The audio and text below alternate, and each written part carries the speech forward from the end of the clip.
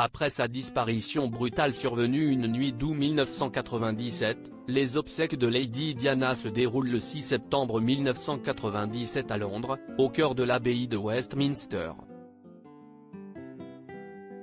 Filmée par les caméras du monde entier, la cérémonie laisse des séquelles chez Charles III, empreint de profonds regrets.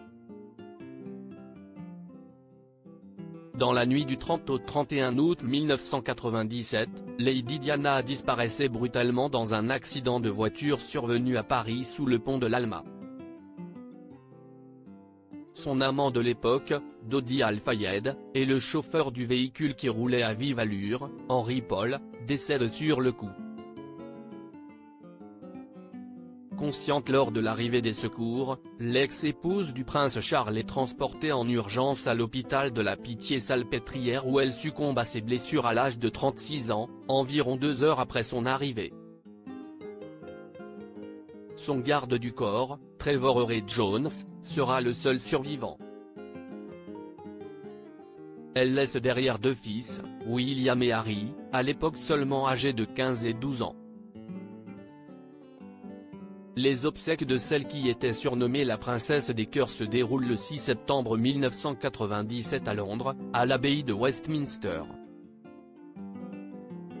Lors de la cérémonie filmée par les caméras du monde entier, les 2 jeunes garçons marchent derrière le cercueil de leur mère, sous l'obligation.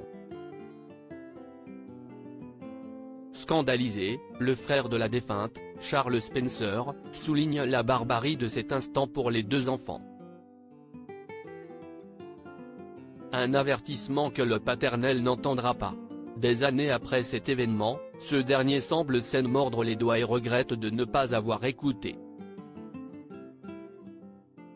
Quelque chose qui le hante. Interrogé par la journaliste Christina Garibaldi, l'écrivain britannique Christopher Anderson revient sur cet événement vis-à-vis duquel Charles III entretiendrait de profonds regrets.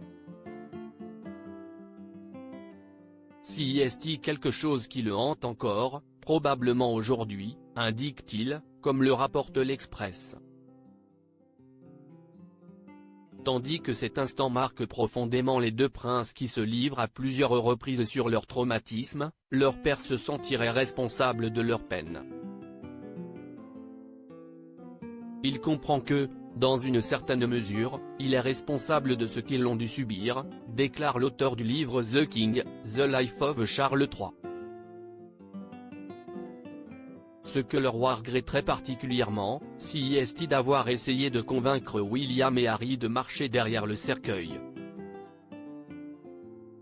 26 ans plus tard, le souvenir est toujours douloureux.